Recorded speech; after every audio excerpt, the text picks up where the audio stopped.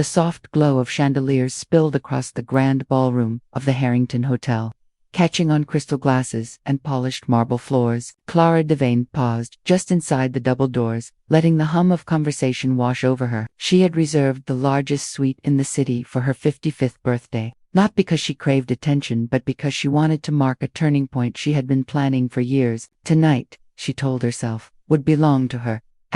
Before we go any further, subscribe to the channel, like, share, comment, and press the bell icon so you get notified every time we post a new story. Friends and acquaintances mingled in clusters beneath cascading arrangements of white orchids. A string quartet eased through a piece by Debussy, notes floating like silver ribbons above the room. Clara's closest friends had insisted on the celebration, but she had chosen every detail with quiet precision, from the handmade invitations on heavy linen paper to the champagne sourced from a small vineyard in Reims. Everything spoke of understated elegance. She wore a midnight blue gown that skimmed her figure, a single diamond pendant at her throat. Her salt and pepper hair was swept into a low chignon, streaks of silver catching the candlelight dot as she greeted guests. Clara's smile never faltered, yet a flicker of anticipation moved behind her eyes. For months she had maintained her usual calm facade while finishing the final stages of a project no one here knew existed. Tonight she would keep her secret locked away, but the knowledge of it thrummed beneath her skin like a low electric current dot near the bar. Victor Hale waved her over with a broad grin. He had been her business partner years ago, back when they were young analysts fighting for recognition in a cutthroat firm. Victor's tailored suit gleamed under the lights, his tie a slash of arrogant red. He held a glass of champagne and greeted her with a hug that felt more like a performance than affection. "Clara, you look well," he said, pausing just long enough to make the words sound like faint praise. 55. Quite the milestone. She returned a polite smile. "It certainly is. Still consulting here and there?" he asked, his eyes already scanning the crowd for someone more useful. "A little," she said evenly. "Enough to keep my mind occupied." Victor chuckled and signaled to a passing server for another drink. "Always admired that you kept busy after stepping back. Must be nice not to worry about staying competitive. Retirement suits you."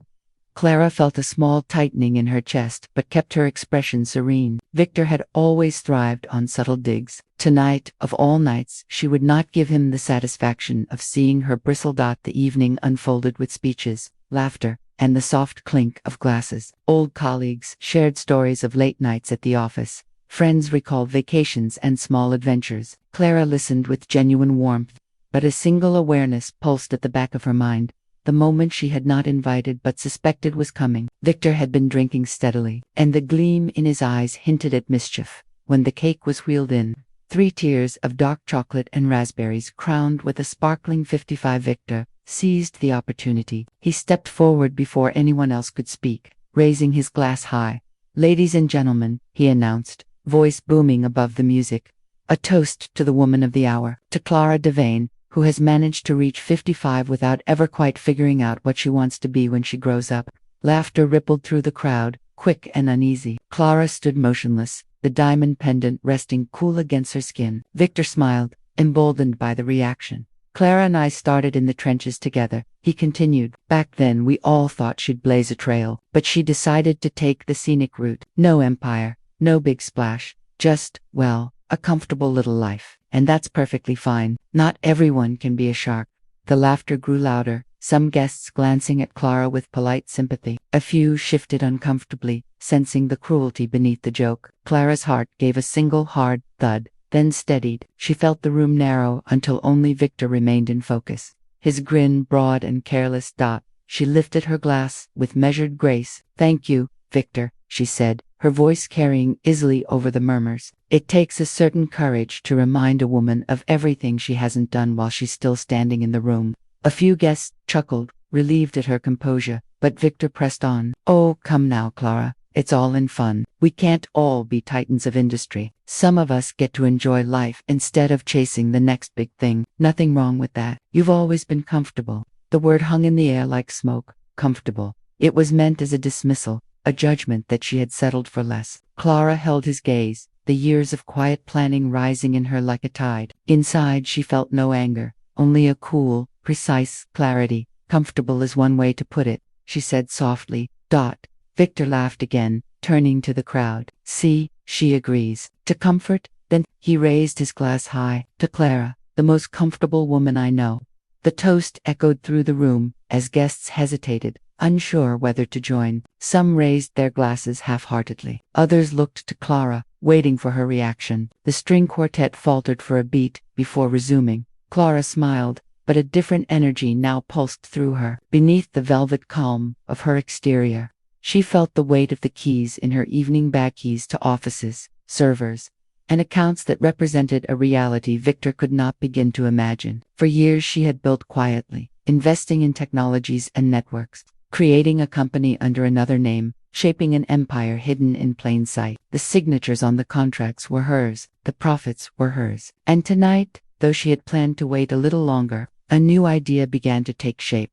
The party continued, but Clara moved through it with deliberate stillness. She thanked well-wishers, accepted gifts, and posed for photographs, all while a decision crystallized in her mind. Victor believed he had humiliated her. He believed the evening's narrative belonged to him. He could not see the shift in the room's undercurrent, the subtle way guests began to glance toward her, sensing something unresolved. Later, as the last of the champagne was poured and guests prepared to leave, Victor approached once more. No hard feelings, right? Just a bit of fun, he said, the alcohol giving his voice a careless edge.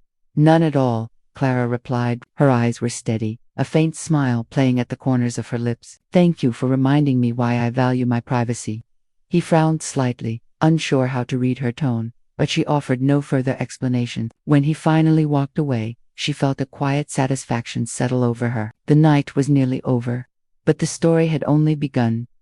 Clara stepped out onto the hotel's rooftop terrace for a breath of cold night air. Below, the city shimmered with lights, a living constellation of ambition and desire. She watched the traffic flow like molten gold through the avenues and thought of the servers, humming in a secure facility across town, the algorithms running on her command, the contracts waiting for her signature. Everything she needed to change the narrative lay within her grasp.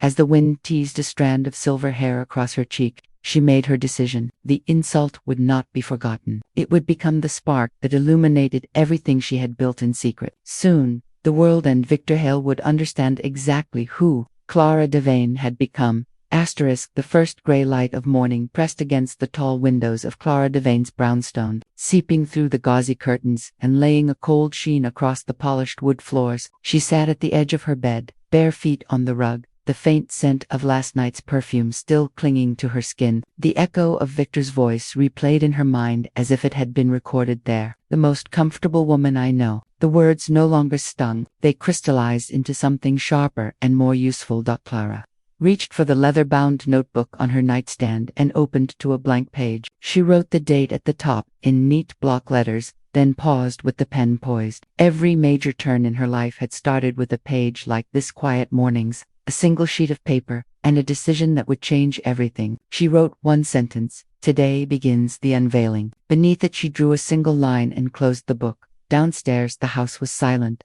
except for the low hum of the refrigerator. The brownstone had been her refuge for nearly a decade, a place of books and quiet where no one suspected the existence of a vast network of offices, labs, and servers humming on her command. She brewed a pot of dark coffee and drank it black, standing at the counter, as the city outside slowly woke. The air smelled of rain and distant traffic. Somewhere a siren wailed, then faded. By 7 o'clock she was dressed in a tailored charcoal suit, the color of wet slate. The neckline of her silk blouse mirrored the calm surface of a winter lake. She pulled her hair into a sleek knot, fastened a simple pair of pearl earrings, and slipped on low heels. To the world she would appear as any professional woman, heading to a discreet business appointment. But under the jacket she wore a thin platinum chain that carried a single Kia Master Pass to her private empire. Clara left the brownstone and walked the few blocks to a waiting car. The driver, a quiet man named Julian, opened the door without a word. He had worked for her for years and understood the value of silence. As the car glided through the damp streets toward the industrial waterfront, Clara watched the city pass in fragments. A bakery lifting its shutters, a cyclist threading through traffic, a child tugging at a parent's coat. Ordinary lives, all of them, unaware of the intricate world she had built just beneath the surface. The car stopped in front of an unremarkable, brick warehouse whose faded signage suggested an abandoned shipping company. To the casual observer, it was nothing more than a relic of the city's maritime past. Julian remained in the driver's seat as Clara stepped into the cool morning air and approached the side entrance. She touched the discreet scanner embedded in the steel doorframe and heard the quiet click of an electronic lock. Inside, fluorescent lights hummed softly. A long corridor stretched ahead, lined with steel doors and silent cameras. Clara walked with measured steps, her heels striking the polished concrete in a steady rhythm. At the final door, she entered a code and pressed her thumb to a biometric reader. The door opened to a space that felt more like a command center than a warehouse. Rows of servers blinked in blue and green, monitors displayed streams of data, and the faint vibration of powerful machines filled the air like a distant heartbeat. A tall woman in a crisp white shirt looked up from a workstation. "Good morning, Miss Devane," she said. Her voice carried a quiet respect. "Morning, Sloan," Clara replied. Sloan Harper had been Clara's first hire when this venture was still a concept scribbled in a different leather notebook. Brilliant with systems architecture and unflappable under pressure, she had become Clara's right hand. Few outside these walls knew Sloan existed, and fewer still knew the scope of the enterprise they managed. "Everything stable?" Clara asked. "Better than stable," Sloan said, offering a brief smile. "The Phaedra platform passed the final stress test overnight. We can scale globally at a moment's notice." Clara let the information settle like a stone dropping into clear water. Phaedra, the environmental analytics system she had secretly developed over the past 7 years, was the foundation of her hidden fortune. Companies across 3 continents were already paying licensing fees under the guise of partnerships with a faceless holding corporation. What no one yet knew was that the entire network, every patent, every contract traced back to Clara Devane. "Good," Clara said. She moved to a glass-walled conference room at the center of the floor and set her bag on the polished table. "I want a full readiness review today. We may move sooner than expected." Sloan raised an eyebrow. "Sooner? I thought we were holding until the quarter's end." "Plans change," Clara said. She glanced toward the dark glass, where data screens reflected like distant constellations. "I attended a party last night. It clarified a few things." Sloan studied her for a moment, sensing the shift in her tone, but asked no further questions. She understood that Clara revealed details only when necessary. While Sloan gathered the team, Clara opened her laptop and entered a secure command. The monitors around the room sprang to life with cascading numbers, global maps, and real-time financial feeds. She scrolled through the metrics she knew by heart: revenues from the Asian energy sector, licensing agreements in Europe, environmental impact reports that governments would soon be forced to acknowledge. Every figure confirmed what she already knew. Phaedra was ready to reshape entire industries. By mid-morning, the core staff had assembled around the table: Sloan, 2 senior analysts, a legal strategist, and a quiet financial officer named Malik. They greeted Clara with the respect of soldiers addressing a general. None of them had ever spoken to the press or even admitted where they worked. Loyalty here was more than a contract. It was a pact sealed by trust and shared vision. Clara began without preamble. "We are accelerating the public reveal. Within the next 2 weeks, I want our name and our ownership structure ready to file. The announcement will coincide with the release of our next dataset." "Questions?" Malik adjusted his glasses. "That compresses our timeline by 6 weeks. We can do it, but the media strategy will need to be aggressive. Are you certain you want to go public now?" "I am," Clara said. "The timing is ideal. The market is primed for disruption, and certain people need a reminder of what quiet persistence can accomplish." Sloan caught the glint in Clara's eyes and gave a slight nod. "Understood. I'll update the rollout plan and alert our legal contacts." "Thank you," Clara said. "Discretion remains absolute. Until the announcement, no one outside this room knows my name is attached." The meeting continued with precise efficiency. They reviewed server capacities, regulatory hurdles, and contingency protocols. Clara listened, asked pointed questions, and signed off on critical decisions. Each step brought her closer to the moment when the world would learn that the woman dismissed as comfortable had built a technological empire capable of altering environmental policy on a global scale. When the meeting concluded, Clara remained in the conference room as the others dispersed. Through the glass, she watched them return to their workstations, each person a vital thread in the tapestry she had woven. The sound of servers merged with the steady rhythm of her heartbeat. She thought again of Victor standing smugly in the ballroom, unaware of the world that already bent toward her will. At noon she left the warehouse and returned to the city center. Rain had begun to fall in a thin, silvery drizzle. Julian held the car door open, and she slipped inside without a word. As they drove, Clara considered the next steps. A public reveal would require a venue with symbolic weight, something that would echo far beyond the financial press. An international environmental summit scheduled for the following month came to mind, but 2 weeks was her new deadline. She needed something sooner, something personal. Her phone buzzed with a message from an old friend, Margaret Chen, a respected journalist known for incisive environmental reporting. Lunch soon. The text read. Clara stared at the screen, a slow smile forming. Margaret's investigative instincts and global readership made her the perfect ally for the announcement. Clara typed a reply. Tomorrow, my place. Noon. Back at the brownstone, she shed the damp suit and changed into soft trousers and a cream sweater. The house smelled of rain-soaked stone and brewing tea. She carried her laptop to the study, a sunlit room lined with floor-to-ceiling bookshelves. Here she reviewed contracts and drafted the first outline of a press dossier,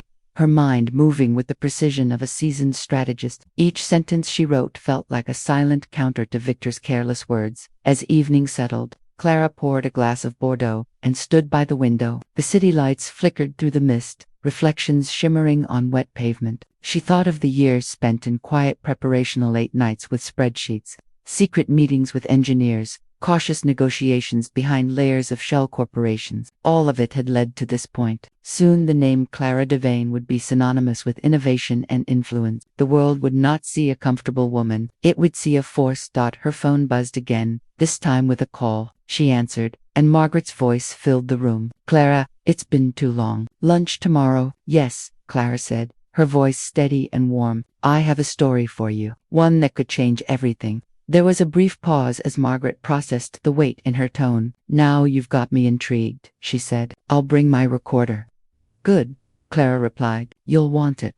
After the call ended, Clara returned to the window and watched the rain ease into a fine mist. The city stretched before her like a vast, waiting stage. Victor's laughter from the previous night seemed distant now, a faint echo swallowed by the hum of progress. In 2 weeks, perhaps sooner, his words would carry no weight. He would read her name in headlines and understand the scale of his miscalculation. Clara finished her wine and turned off the lights. The house settled into silence, but inside her the quiet was alive with movement. Plans unfolded, strategies aligned, and a sense of unstoppable momentum filled her chest. The unveiling had begun, and nothing could slow it. The morning sun cut through the thinning rain like a blade of pale gold. Clara Devane stood at the kitchen counter of her brownstone, a cup of coffee warming her hands. The quiet hum of the city outside felt different today, charged, as though the air itself sensed her resolve. Today she would speak her plan aloud for the first time. She had not wavered since the decision formed in the small hours after Victor's insult, and nothing about the calm rhythm of the street below could soften the fire running through her veins. At precisely 11 o'clock the doorbell rang. Clara moved down the hallway with measured steps, the sound of her low heels striking the old wood floor. When she opened the door, Margaret Chen greeted her with a brisk smile and a gust of crisp autumn air. The journalist's tailored coat glistened with rain, her dark hair pulled into a neat twist. A leather satchel hung at her side, the faint outline of a recording device visible beneath the flap. Clara, Margaret said, her eyes bright. It has been too long. I hardly recognized you from the quiet dinners we used to share. You look unstoppable. Clara allowed herself a small smile. Come in. I have something to show you. Small smile. Come in. I have something to show you. Margaret stepped into the warm foyer and shook off the chill. She set her satchel on a chair and followed Clara into the sunlit study. Books lined the shelves in disciplined rows, and a single orchid bloomed on the desk. The soft scent of bergamot filled the air. Clara gestured for Margaret to sit while she poured 2 cups of steaming oolong tea. I assume this is more than a social visit, Margaret said, taking the cup. Her sharp eyes studied Clara with the curiosity of a hawk. You assume correctly, Clara replied. She sat across from her friend and leaned forward slightly. I am ready to reveal a project I have kept hidden for years. It will change how governments track environmental destruction and how corporations are forced to account for their actions. I want you to be the first to hear it and the first to report it. Margaret's eyebrows rose. You, of all people. For years I have begged you to step back into public work, and you always told me you preferred quiet gardens and travel. Now you drop a bomb like this." Clara allowed the faintest trace of amusement. "Quiet gardens can hide powerful roots. I have built a platform called Fidra. It can track real-time environmental data across the planet with unmatched accuracy. Energy companies are already paying licensing fees through subsidiaries that do not even know my name. I intend to announce my ownership and the global expansion in less than 2 weeks. Your audience is the one I trust to understand the magnitude of what is coming." Margaret set her cup down carefully, the porcelain clicking against the saucer. "This is beyond anything I imagined. Are you telling me that a 55-year-old woman the world thinks of as retired has been quietly constructing an empire beneath everyone's feet?" "Yes," Clara said without hesitation, "and I want the world to hear it from someone who will write the truth." The journalist's eyes shone with admiration and a flicker of disbelief. She reached into her satchel and drew out a small digital recorder, placing it on the table between them. "May I record our conversation?" "You may," Clara said. "But I want control over the release date. We coordinate the publication with my official announcement. No leaks, no previews." Margaret nodded. "Understood. Tell me everything." For the next hour, Clara described the evolution of Phaedra from a single concept in a leather notebook to a multinational data network. She outlined the anonymous shell corporations, the undisclosed patents, the engineers and strategists who worked in secrecy for years. Margaret listened with rapt attention, occasionally asking sharp, precise questions. Her recorder captured every word, but her eyes never left Clara's face. When Clara finished, Margaret leaned back, visibly moved. "This is the story of the decade, perhaps the century. But why now? You could have remained a phantom, drawing profit in silence. Why step into the light?" Clara's voice lowered, each word deliberate. "Because someone I once trusted looked me in the eye and called me a failure. He saw only a comfortable woman living a quiet life. I want the world to understand that silence is not weakness. It is strategy." Margaret exhaled slowly, as though she had been holding her breath. "Then, let us give the world the revelation it deserves." They spent the next several hours crafting the outline of the article, discussing timing, headlines, and the visual impact of the reveal.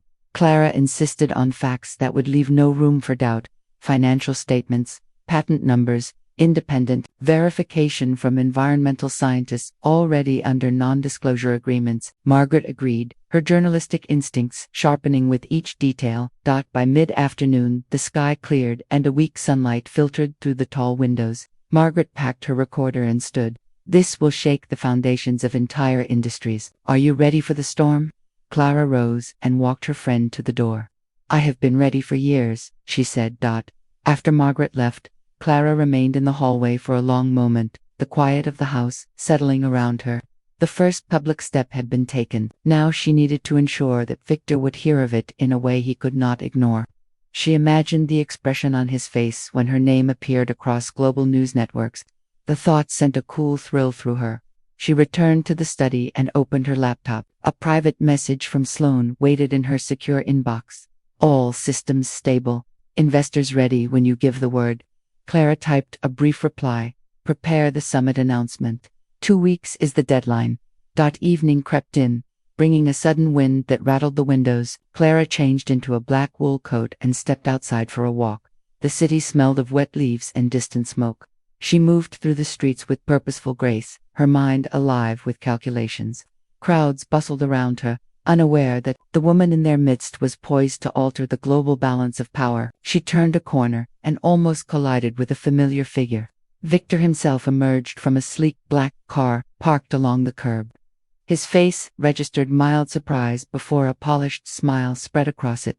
"Clara," he said, voice dripping with practiced charm. "What a coincidence, out enjoying the night air." Clara steadied her breath. Victor, he looked immaculate as always in a tailored navy coat, but there was a faint flush on his cheeks.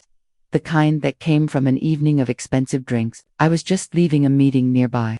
I must apologize again for last night if I seemed direct." "You were clear," Clara said evenly. "No need for apology." Victor tilted his head, studying her. "You have a remarkable way of absorbing criticism. Most people would stew for days, but you look positively radiant. What is your secret?" Clara allowed a small, enigmatic smile. "Preparation and perspective." He chuckled. a low sound that carried a hint of condescension. Well, whatever it is, keep it. Not many people our age can reinvent themselves, but you seem content. The word hung in the cool air like a challenge. Clara met his gaze, her voice calm, but edged with steel. Some reinventions take place long before anyone notices. You of all people should appreciate that. Victor's smile faltered for an instant, curiosity flickering behind his eyes. Perhaps, he said, well, it was good to see you. Maybe we will talk again soon. Perhaps, Clara repeated. She turned and walked away without offering her hand. The encounter left her pulse quickened, but her focus sharpened. Victor's casual arrogance confirmed that he remained blind to the empire rising around him. Soon, that would change. Back at the brownstone, she lit a single candle in the study, the flame throwing long shadows across the walls. She opened her notebook and wrote a single line beneath. The entry she had made days before. The world begins to listen. The following morning, Clara returned to the hidden warehouse to finalize the rollout strategy. Sloane greeted her with a brisk nod. The summit organizers in Geneva responded. They are thrilled to add a surprise keynote speaker. Your slot is secured for 2 weeks from Friday. Live broadcast guaranteed. Excellent, Clara said. Prepare the visual data displays. I want the projections to leave no doubt of our capabilities.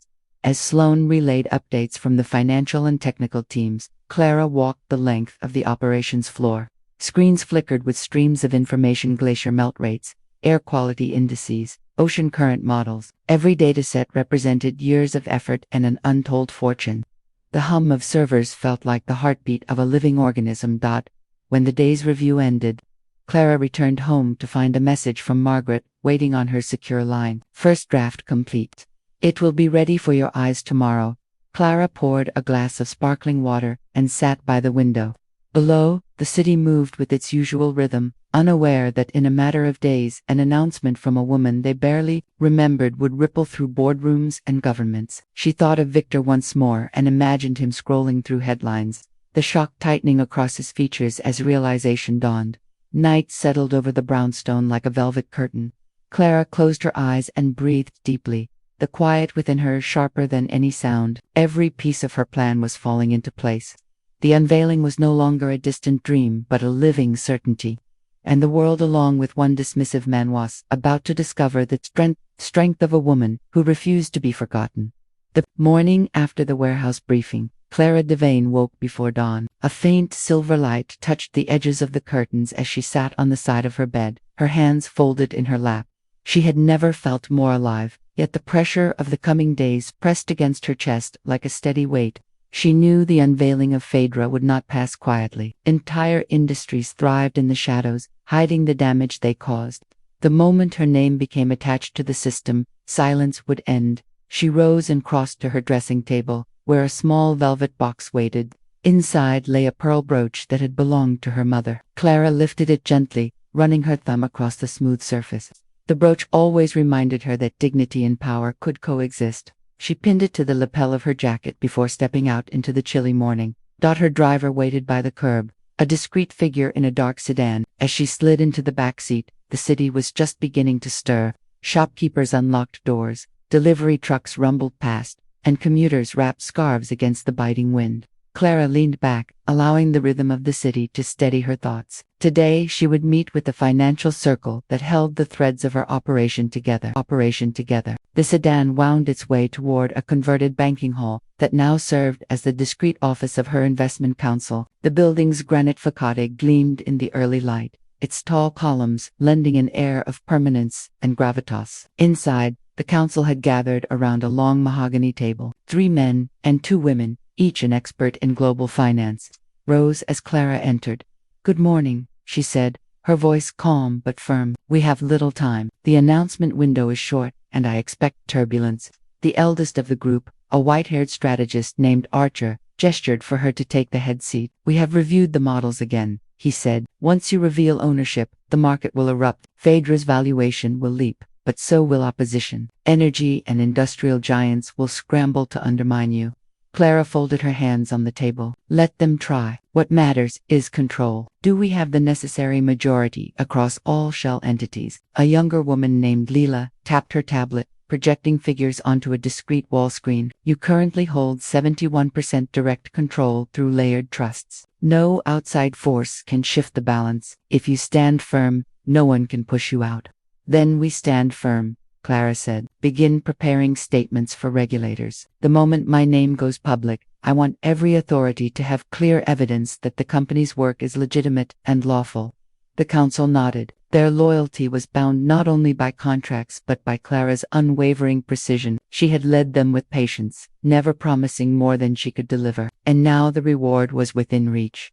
After the meeting concluded, Clara lingered alone in the hall, staring at the marble floor beneath the grand chandelier. For years she had walked these corridors in secrecy, ensuring no one outside the circle connected her presence to the tidal force gathering behind feed. Now the walls seemed to echo with anticipation. Her phone vibrated. A message from Margaret appeared. Draft ready for your review. When can we meet? Clara typed back swiftly. This afternoon, my study at 4. The rest of the morning she devoted to preparation. She returned home, closed herself in her study, and spread documents across the desk. Patent certificates, licensing agreements, charts of environmental data, all the ammunition she would unleash. The sound of rain began against the windows, soft but persistent. Clara worked with steady hands, her eyes sharp despite the fatigue of long nights. At exactly 4, Margaret arrived. She carried a folder thick with printed pages and a glint of excitement in her eyes. They sat across from one another as Margaret slid the draft across the desk. Clara read in silence. The article's opening lines carried a weight that stirred her chest. For years the world ignored the quiet strength of a woman who watched while others consumed and destroyed. Now she steps forward not with vengeance, but with vision.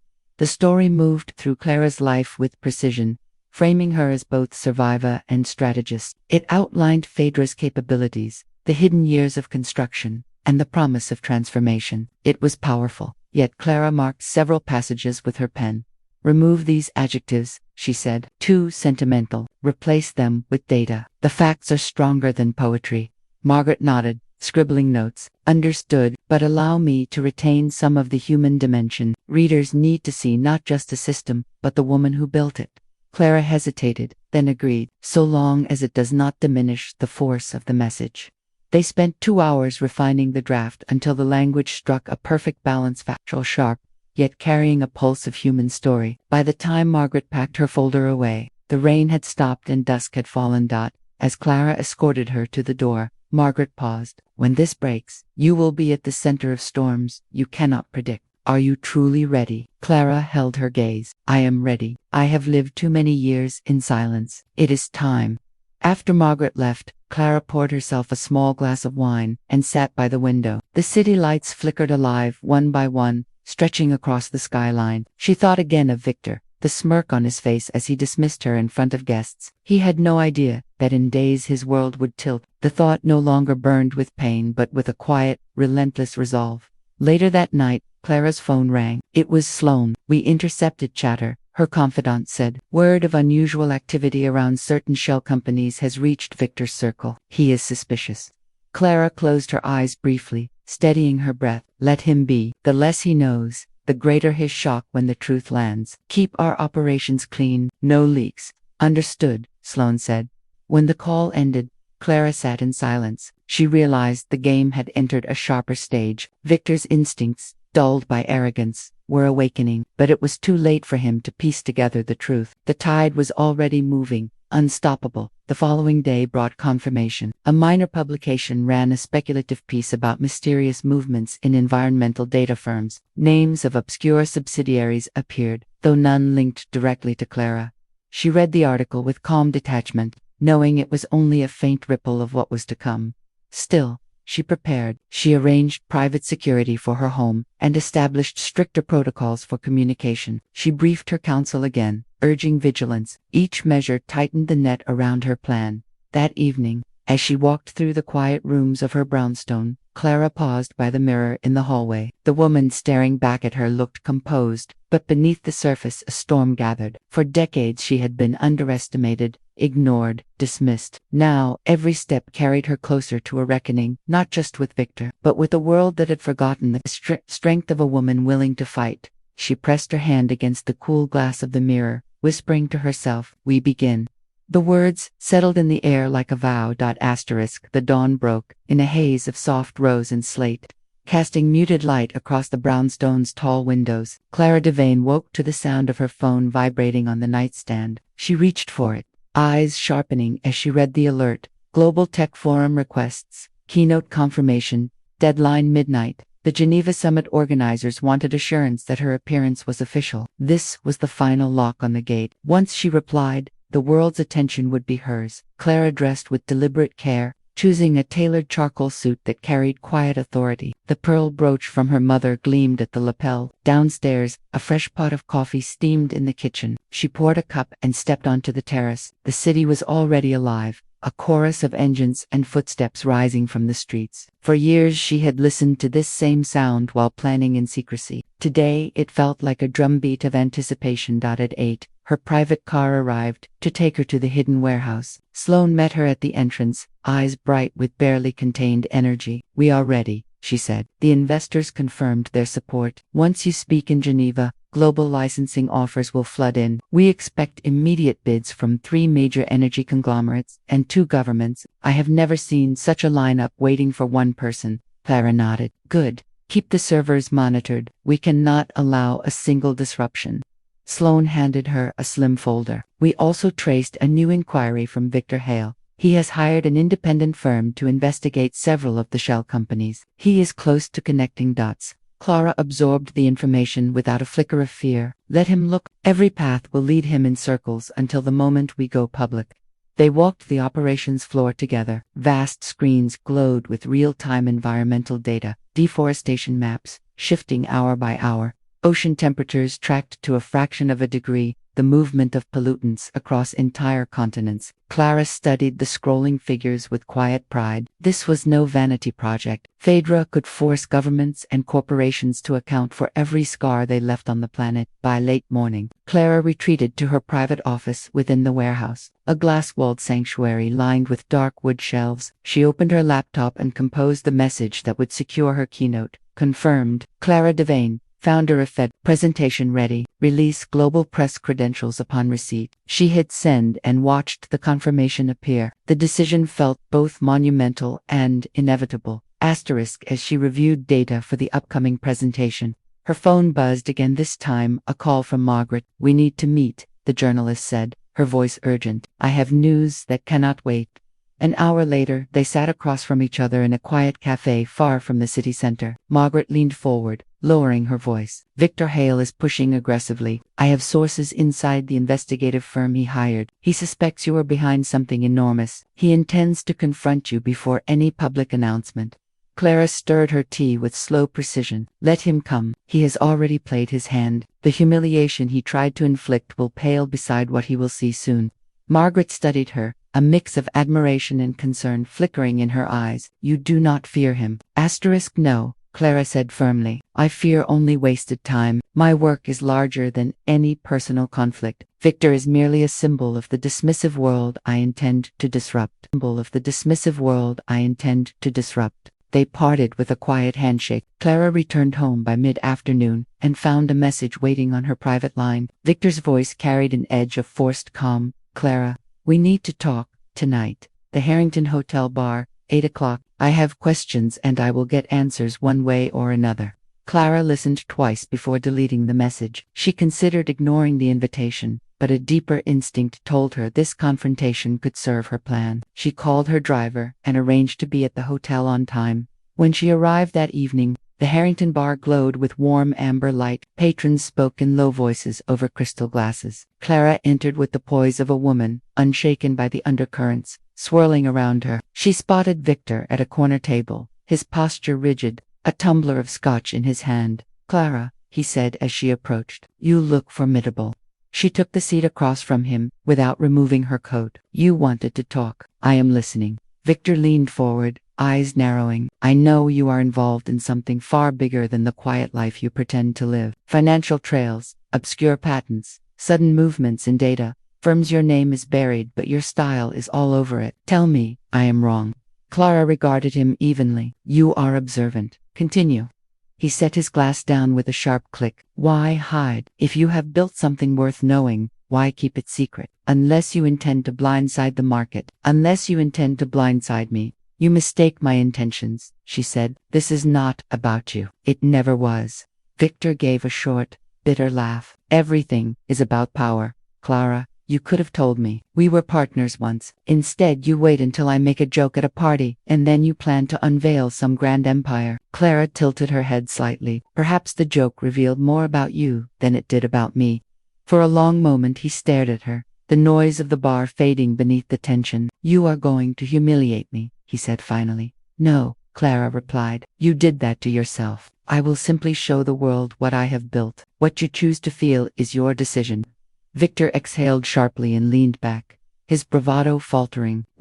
Soon, Clara said. You will know when everyone else knows. He studied her face, perhaps seeking a crack in her resolve. Finding none, he shook his head and stood. I underestimated you. That will not happen again. He tossed a few bills on the table and walked out without another word. Clara remained for a few minutes, letting the quiet victory settle around her. The confrontation had revealed his growing unease. He would not stop searching, but now the power balance had shifted completely.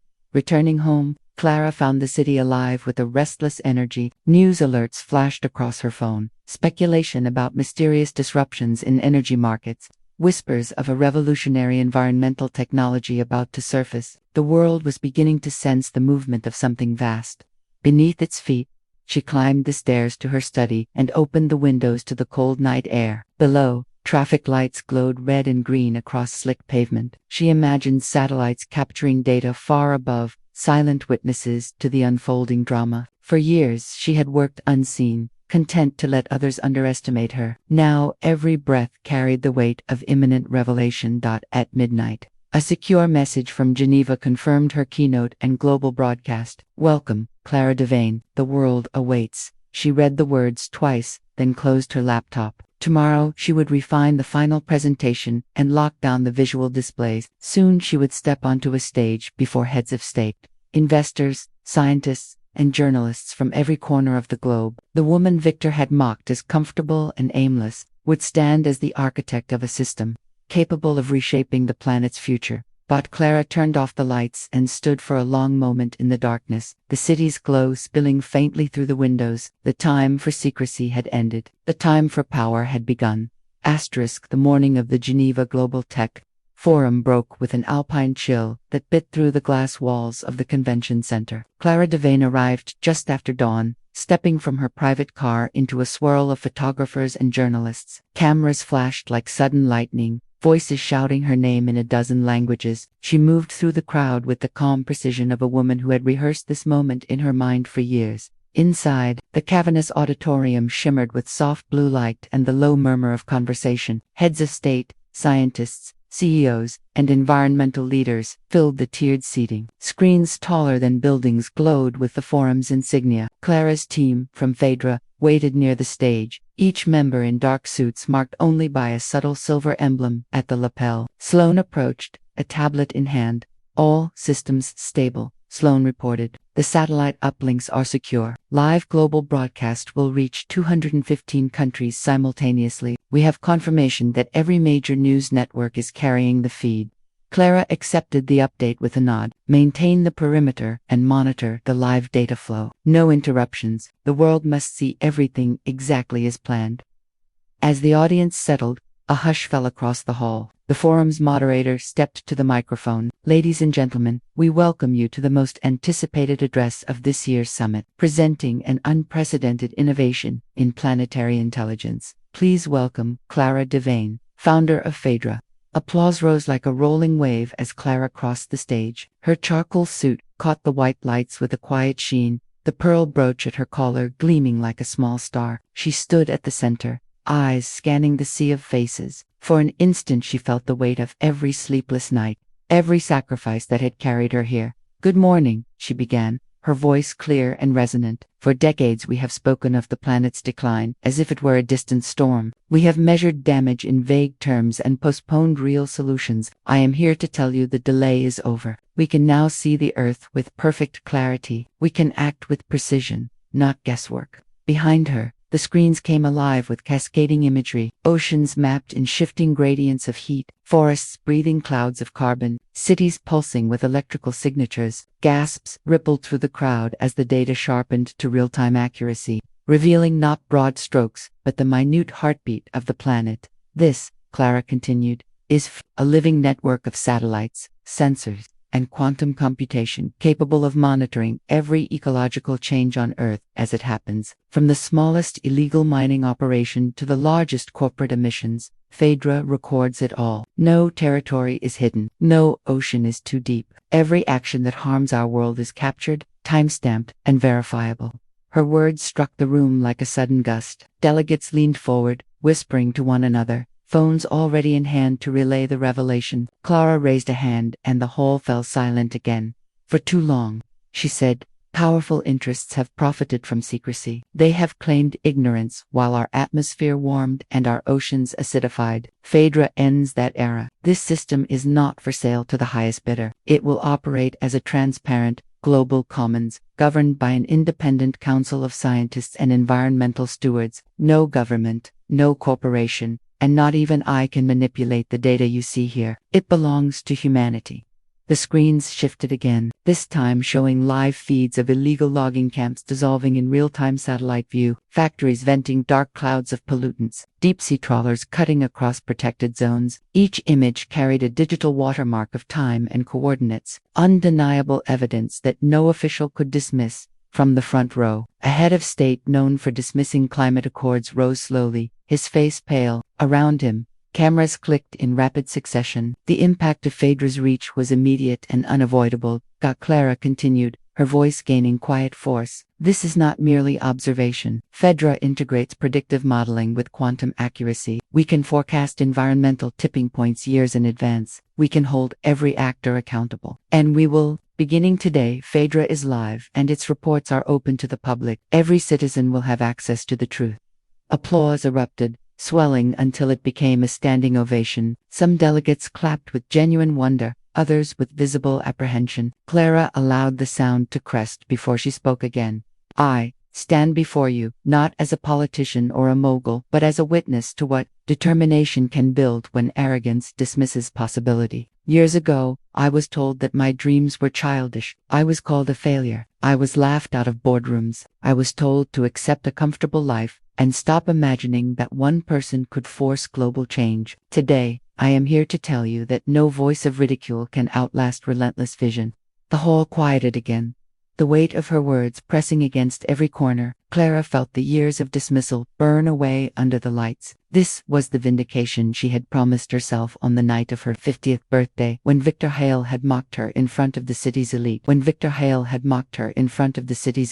As if summoned by memory, she spotted Victor in the crowd. He stood near the side aisle, face drawn, eyes locked on hers. He had managed to gain entry, perhaps through influence or sheer persistence. For a heartbeat, their eyes held. His expression carried a complex storm of disbelief, grudging admiration, and something dark of fear, of irrelevance. Clara gave no outward sign of recognition, and turned back to the audience. There will be those who resist, she said, those who will claim that transparency threatens economic stability. To them, I say this. Stability built on destruction is not stability at all. Phaedra does not negotiate with secrecy. Phaedra does not bow to power. Phaedra belongs to the world. The applause returned, thunderous and sustained. Clara stepped back from the podium, allowing the full breadth of her creation to wash over the assembly. The screens now displayed a rotating globe, glowing with intricate lines of light that represented the live data streams encircling the planet. It was both beautiful and humbling. A vision of Earth laid bare in real time. When the session concluded, reporters surged toward the stage. Microphones and cameras crowded around her, voices firing questions in a dozen languages. Clara answered a few, her tone steady and precise. This is only the beginning, she said to an international news anchor. The technology is built to expand. The responsibility now lies with every citizen to use the information for change.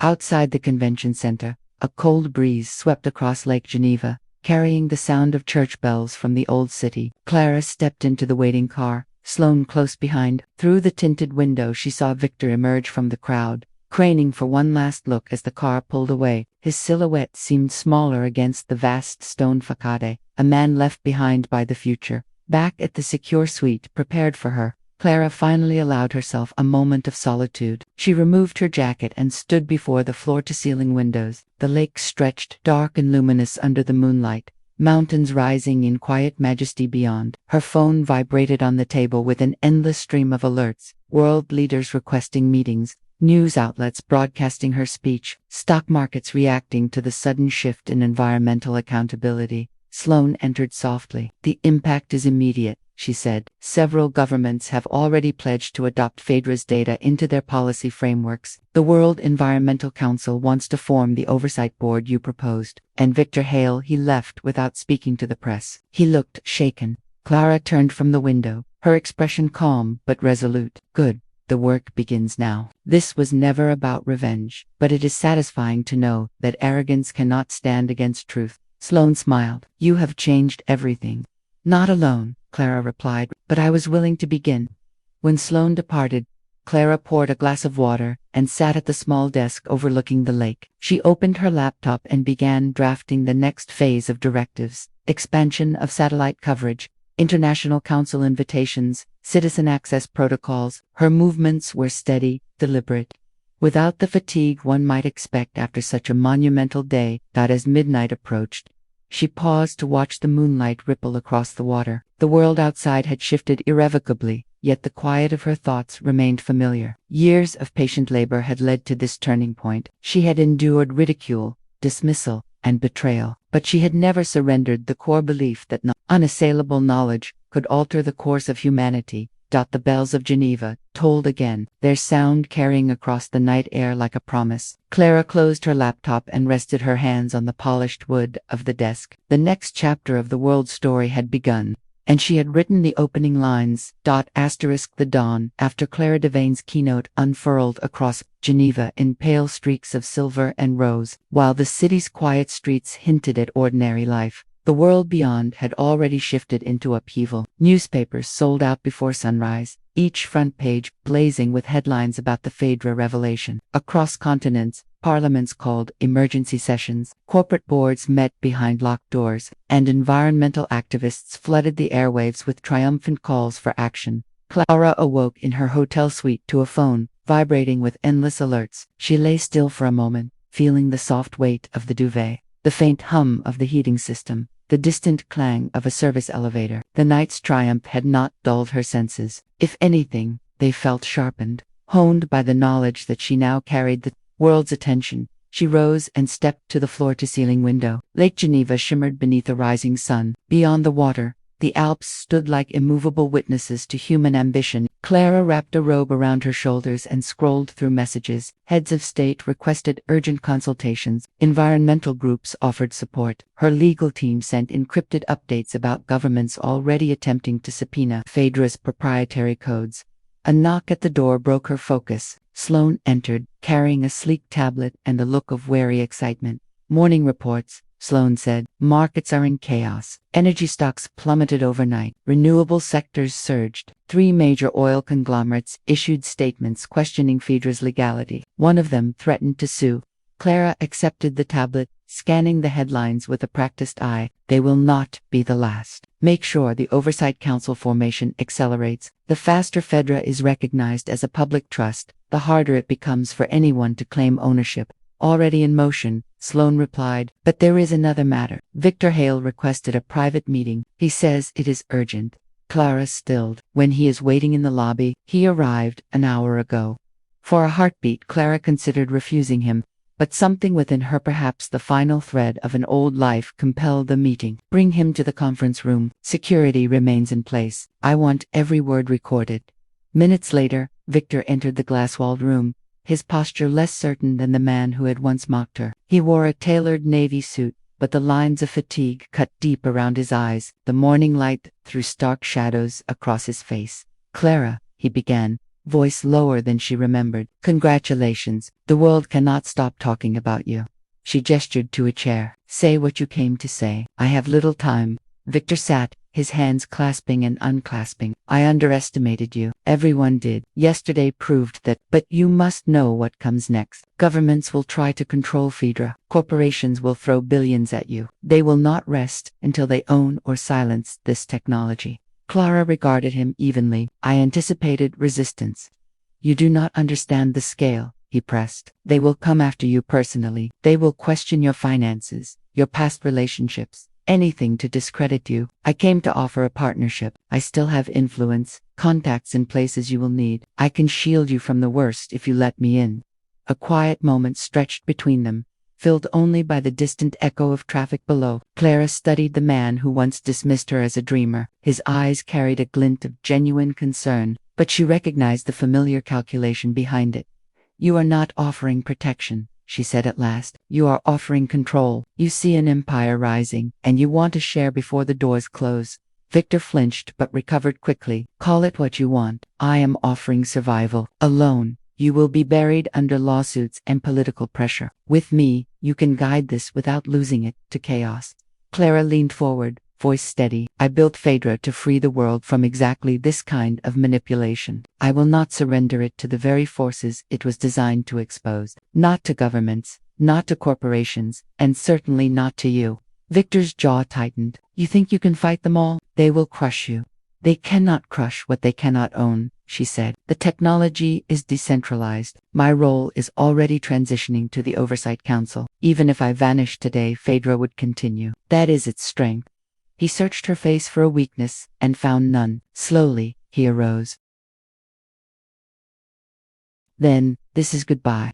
It is, Clara answered, but not the goodbye you expected on my birthday 5 years ago. Then you believed you were witnessing my end. Today you witness your irrelevance. Victor's eyes darkened, a flicker of old arrogance returning, but he said nothing more. He turned and left without another glance. Sloane entered moments later, eyes questioning. Escort him out and ensure he leaves the premises, Clara said, then increase digital security. I expect attempts to breach our networks before nightfall.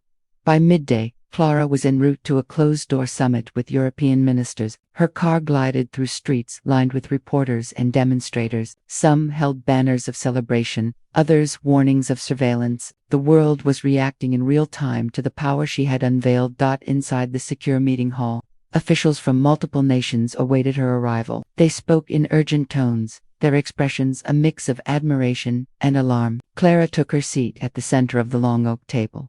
We thank you for joining us, the Swiss president began. Your technology presents opportunities but also profound concerns. Sovereignty, privacy, economic impact. These matters demand immediate discussion. Clara folded her hands calmly. I welcome discussion. Phaedra is built on transparency. Its data will remain open to all. That includes you, but it also means you cannot hide from it. A British minister cleared his throat. Surely you realize unrestricted data could destabilize economies. We request a phased release, allowing governments to adapt before the public gains full access. No, Clara replied. Partial release invites manipulation. The data is live and universal. That is the foundation of trust. The room buzzed with dissent. Clara listened, responding with measured conviction. She spoke of planetary urgency, of the moral imperative to end secrecy, of a future where accountability outweighed profit. Though many resisted, others began to nod, drawn by the clarity of her vision. Hours passed. Outside, markets continued their wild swings. News channels replayed her keynote in constant rotation. Environmental groups organized global rallies, demanding immediate action using Phaedra's findings. When the summit adjourned, Clara stepped into the evening air. The city lights glittered across the lake, reflected like scattered jewels. Sloane walked beside her, tablet in hand. The Oversight Council is forming faster than expected, Sloane reported. Scientists from 6 continents have signed on. We also received confirmation that several corporations are attempting to replicate Phaedra's network. Their engineers claim they can reverse engineer your system within a year. They underestimate the architecture, Clara said, but vigilance is wise. Begin expansion to secure frequencies beyond their reach. We will share data, but not the backbone that ensures integrity. As they reached the car, a cluster of young activists approached, their faces bright with determination. They carried a banner painted with the words "Truth for the Earth." One stepped forward. A girl barely 20. Double quotes, Ms. Devane, she said, voice trembling with emotion. You gave us hope. For the first time, we feel we can hold our leaders accountable. Thank you. Clara felt a surge of quiet pride. She took the girl's hand and spoke softly. Hope is only the beginning. Use the truth wisely. The world will resist you, but you must persist. The girl nodded fiercely, eyes shining. Back at the hotel, night settled like a deep velvet curtain. Clara moved to the balcony and watched the city breathe below. Messages still poured in, but for a moment she let the noise fade. The victory was not merely hers. It belonged to every person who would no longer accept ignorance as policy. She thought of Victor's warning, of the minister's demands, of the corporations already scheming. Challenges loomed, yet none of them carried the power they once did. The architecture of Phaedra ensured continuity beyond her own life. The idea was free now, unstoppable, larger than any individual. Sloane joined her quietly. You changed the conversation of the planet in 24 hours. She said. Clara turned toward the horizon where the mountains met the starlit sky. Not me alone, but I was willing to start the fight. They stood in companionable silence, the crisp alpine air wrapping around them. Far below, Geneva glittered like a constellation, alive with possibility. Clara felt the weight of years lift, replaced by a steady resolve. Tomorrow would bring new battles, but tonight she claimed a rare moment of stillness. The world had awakened. Phaedra had spoken, and Clara Devane, once dismissed as a failure, stood unshaken at the heart of a transformation that no force could undo. The following week unfolded like a storm front, sweeping across the globe. Clara Devane awoke each morning to headlines that shifted the landscape of politics, finance, and culture with dizzying speed. Phaedra's live data was already altering the balance of power. Coastal governments declared emergency reviews of construction projects, once hidden from environmental oversight. Major shipping companies rerouted fleets to avoid restricted zones. Stock exchanges convulsed as fossil fuel giants lost billions in a single day. Inside her Geneva headquarters, a minimalist glass structure hastily converted from a private conference center, Clara gathered with the newly formed Phaedra Oversight Council. Scientists, legal experts, and technologists from every continent filled the round table. The room vibrated with a mixture of urgency and awe. We have confirmation of unauthorized data extractions, reported Dr. Isolde Kwan, a cybersecurity architect from Singapore. Several state actors attempted to mirror Phaedra's satellite feeds within hours of activation. They failed, but they are testing for weaknesses every hour. Sloane projected a rotating globe across the central screen, points of red light marking attempted breaches. Our encryption held, she said, but these attacks will escalate. We must maintain redundancy and train local teams to respond in real time. Clara scanned the map. Continue expanding the mesh network. If one node is compromised, the others must suffer. Phaedra was designed to survive beyond any single point of failure. That is our greatest defense. Across the table, an African climate diplomat spoke with measured intensity. Your creation has already forced reluctant governments to acknowledge decades of hidden damage, but they will fight back. Some leaders call this technological imperialism. They claim you are undermining national sovereignty.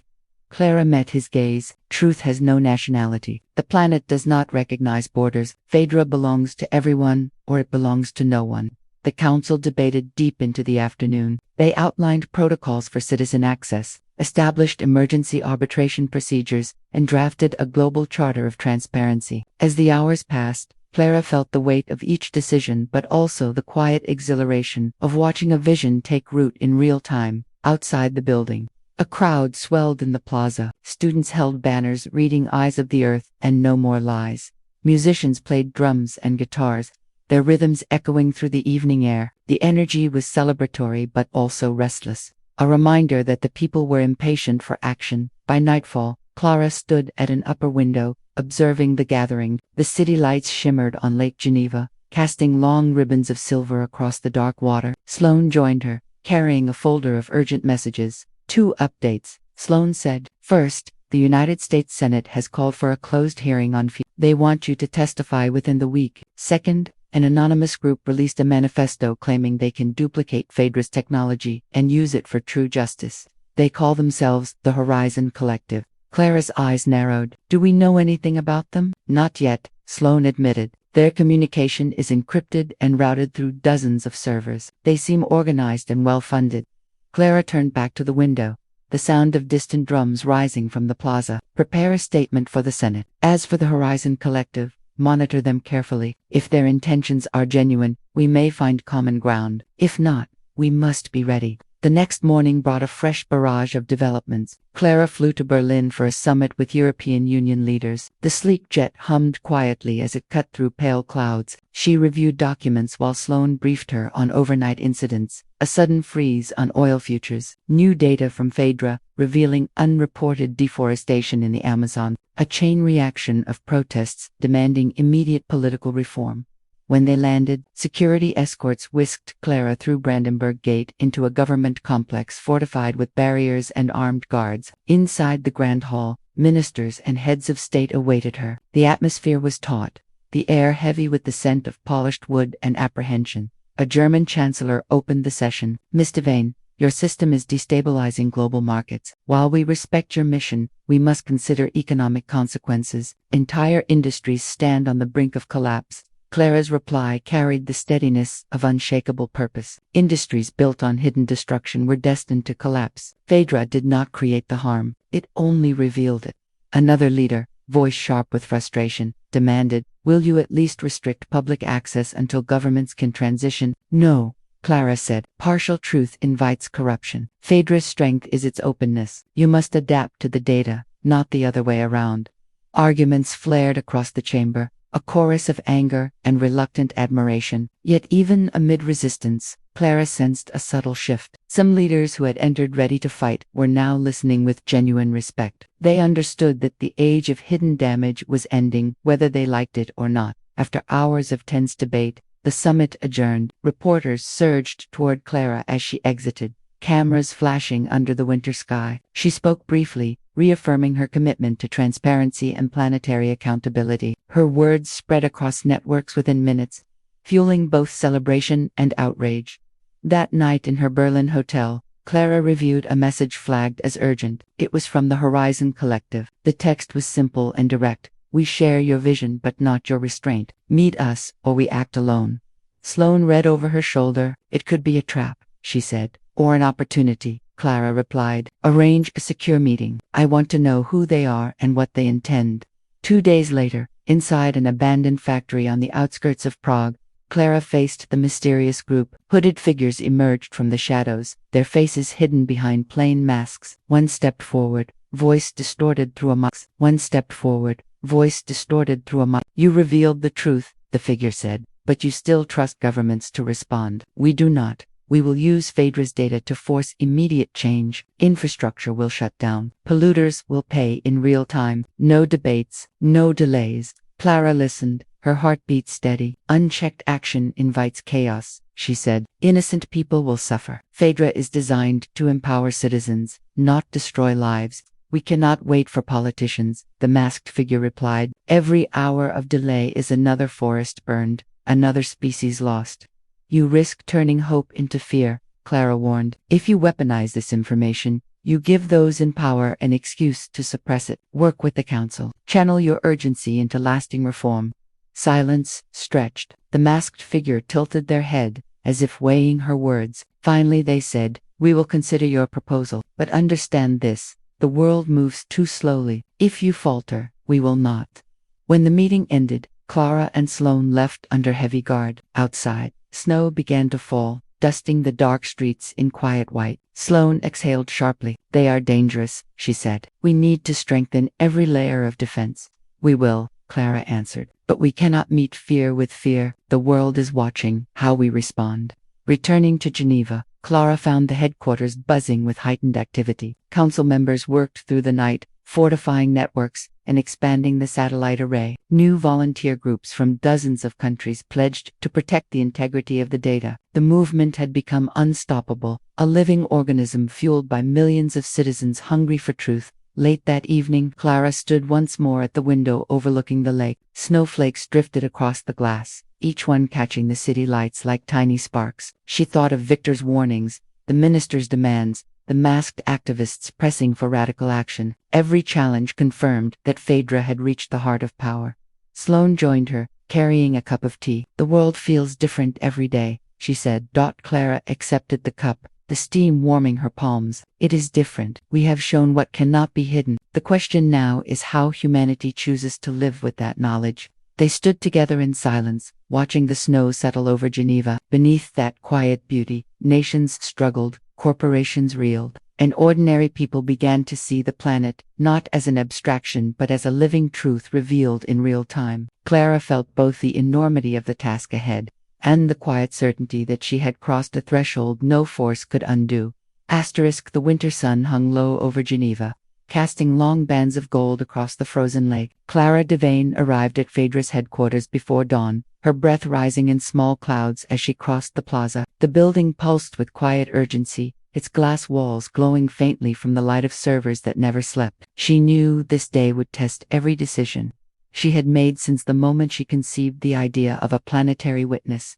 Inside the main operations chamber, the Oversight Council assembled in tense silence. Screens displayed a growing mosaic of news feeds, street protests from Sao Paulo to Seoul, emergency sessions of parliaments, and market tickers dropping into crimson. The Horizon Collective had acted. Dr. Isolde Kwan broke the silence. At 3:17 UTC, they triggered a simultaneous release of data from restricted government archives. Records of illegal toxic dumping, secret military land seizures, and covert deforestation programs are now public. Every hour more documents appear on open channels. Council members spoke over one another, their voices tight with alarm. Several governments are blaming Phaedra, a Swedish delegate said. They believe we coordinated this breach. They are demanding we shut down the network until we can prove otherwise, added a representative from South America. Clara raised her hand. The room quieted. Phaedra did not authorize this release. We will issue a public statement immediately, but we will not disable the network. Shutting it down would validate their accusations and betray every citizen who depends on open access to the truth.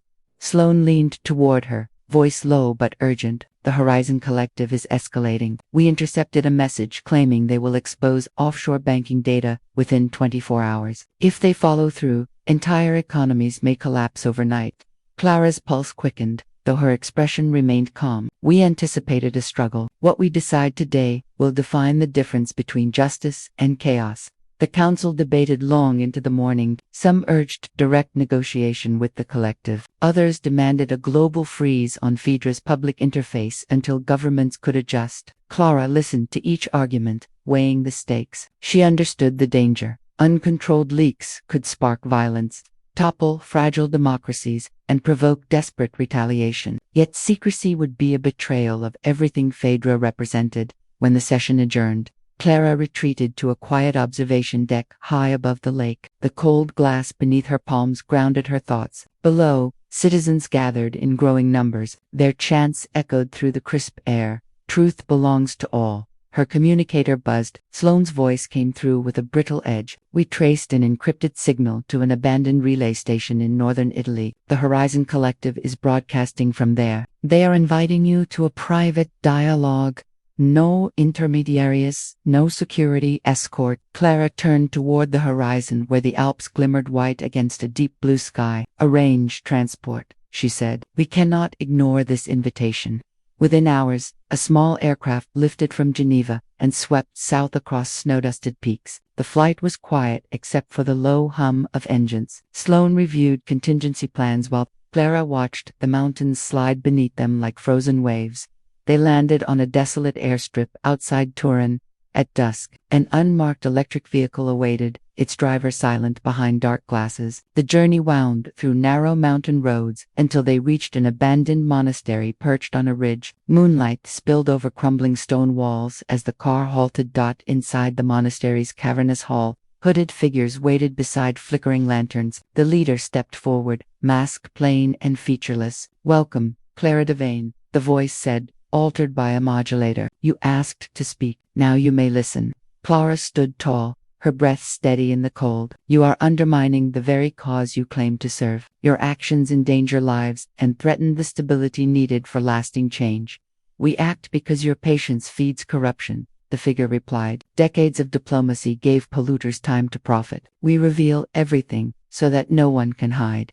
Truth without context can destroy, Clara said. Families may suffer for crimes committed by governments and corporations. Entire communities could face violent backlash. Do you accept that responsibility? A murmur rippled through the group. The leader tilted their head. Responsibility lies with those who committed the crimes, not those who revealed them. Revelation is not neutral, Clara countered. It shapes the future. If your goal is justice, work with us. Join the council. Help design safeguards that protect the innocent while exposing the guilty. The leader hesitated. Lantern light flickered across the mask. Your council moves too slowly. While you debate, forests burn and oceans rise. We will not wait for permission. Clara stepped closer, her voice carrying the quiet intensity of conviction. Phaedra was built to outlast any one of us. If you turn it into a weapon, governments will shut it down or twist it to their own ends. You will lose everything you claim to defend.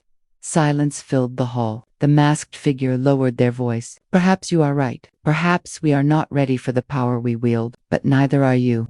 With that, the group began to disperse into the shadows. The leader paused at the threshold. We will suspend further leaks for 72 hours. Use that time to show the world that transparency can lead to action, not chaos. When they were gone, Sloane exhaled sharply. That was closer to cooperation than I expected. It is a reprieve, not a resolution, Clara said. We have 3 days to prove that the truth can guide rather than destroy.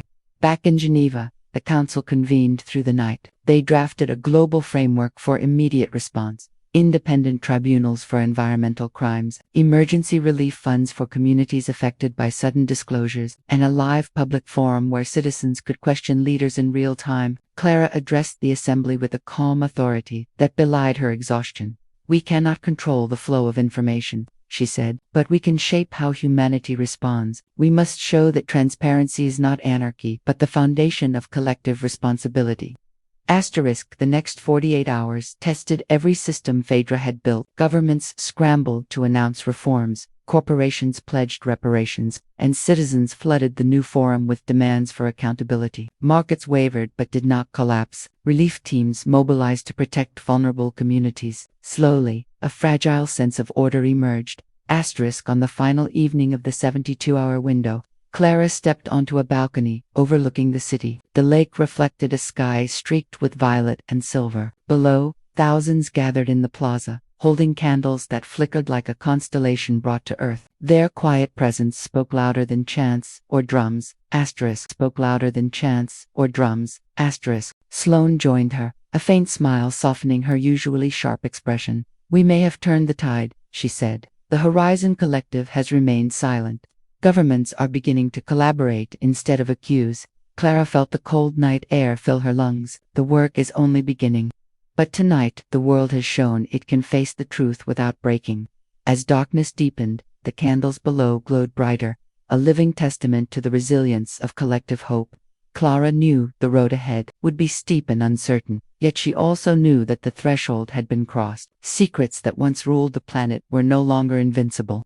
Humanity had glimpsed its reflection in the unflinching mirror of Phaedra, and there was no turning back. Inside the hall behind her, the servers continued their steady hum, carrying the heartbeat of a new era into the endless night. The morning of Clara Devane's great reckoning dawned with a sharp clarity in the air. Geneva awoke to a city transformed by expectation. Screens in cafes and living rooms across continents glowed with anticipation of the live broadcast that would, by every account, redefine the balance between secrecy and power. For Clara, the day carried an even sharper edge. Beyond global audiences and political storms, this was the day her personal story, years of silence, sacrifice, and hidden triumph would come into the light. She rose before dawn. The city still hushed beneath a veil of frost. In the quiet of her study, she dressed with deliberate care, a deep navy suit tailored to perfection, understated silver earrings, and a scarf of her late mother's folded neatly at her collar. The scarf carried a history of resilience. Her mother had worn it to her first job interview at a textile mill and later through protests that shaped their community. Clara touched the fabric with reverence, drawing strength from its texture. Sloane entered without knocking, carrying a stack of briefing notes. Her usual brisk manner was tempered with an unusual softness. The broadcast studio is ready. The council will be seated behind you, but the address is yours alone. Are you prepared for the storm? Clara looked up from the scarf and met her eyes. Storms do not frighten me. Silence does. They moved together through the corridors of Phaedra's headquarters, the low hum of servers beneath their feet like a steady heartbeat. When they reached the broadcast hall, Clara paused. The stage curved in a half-moon, designed so that the speaker stood at the nexus of a great circle of light. Behind her, an enormous screen bore Phaedra's emblem, an unblinking eye encompassed by a globe. Rows of cameras stood poised like silent sentinels.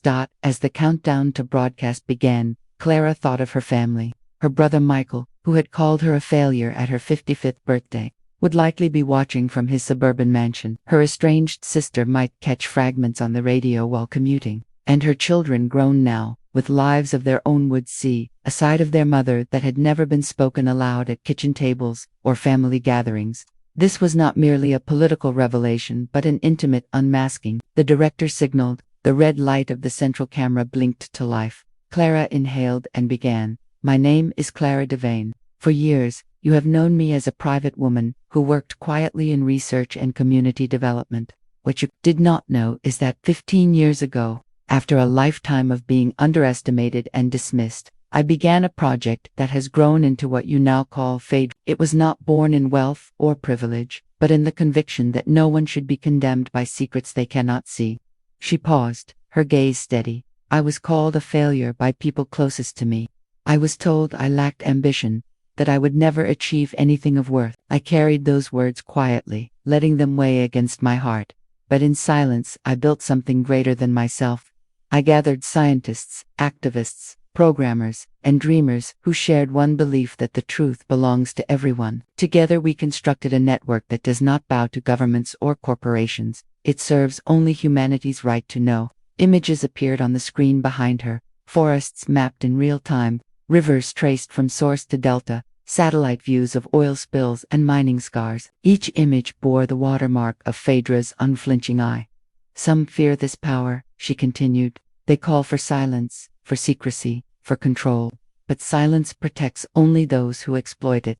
Today, I tell you that we will not turn away. Phaedra will remain open, but with a safeguard. Every disclosure will be paired with immediate action plans, resources for affected communities, tribunals for accountability, and opportunities for citizens to shape responses. Transparency is not chaos when it is coupled with justice. Her voice did not rise with anger, but carried the tempered steel of conviction. To those who called me a failure, know this: true failure is to inherit the truth and bury it in fear. Success is not the measure of wealth displayed, but the courage to give light where darkness once ruled. I stand before you not for revenge, but for proof that resilience outlasts ridicule.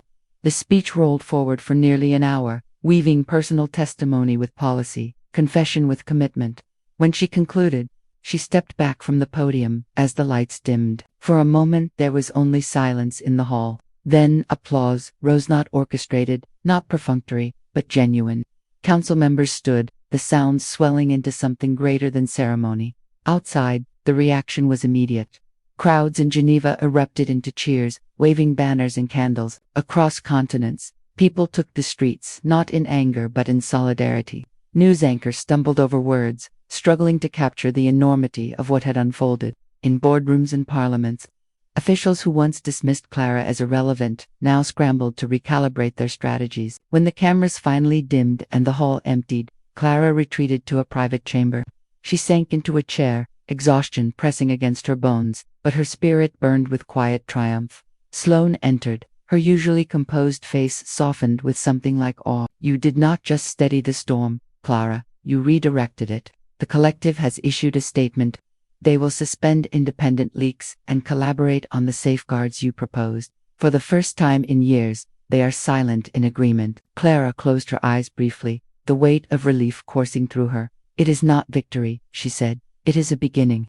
But beginnings matter. Later that evening, she returned to her residence, a modest apartment overlooking the rain. A message waited on her personal communicator. It was from Michael. The words were brief but stark. I watched. I was wrong. I did not see you. Forgive me. She read it twice, then set the device aside. She felt no need to reply immediately. Some silences deserved to linger before they were broken. What mattered was not his apology but her release from the shadow of his dismissal. Clara stepped onto her balcony. The night was crisp, the river below catching fragments of moonlight. Across the city, windows glowed with televisions replaying her address. She could hear faint cheers drifting from distant streets. For the first time in years, she allowed herself to breathe without the burden of secrecy. As the clock struck midnight, she whispered into the cold air, "This is what success feels like. Not revenge, not wealth displayed, but the knowledge that I refused to vanish." Inside, her scarf lay across the chair, fabric worn but enduring. She touched it once more before retiring. A symbol not of the past but of continuity. The world would wake tomorrow to argue, to resist, to adapt. There would be lawsuits, countermeasures, and bitter struggles. But nothing could erase the moment when Clara Devane, once labeled a failure, stood before humanity and revealed the fortune she had built, not merely financial, but moral, a fortune of courage and clarity. And so the story of a woman dismissed at her own birthday table ended not with shame, but with triumph that reverberated far beyond family grudges. Her hidden fortune had never been about luxury or wealth alone. It was about proving that truth, once revealed, is unstoppable. As dawn approached, Clara slept at last, her name carried across the world not as a footnote, not as a failure, but as a force that had changed the course of history.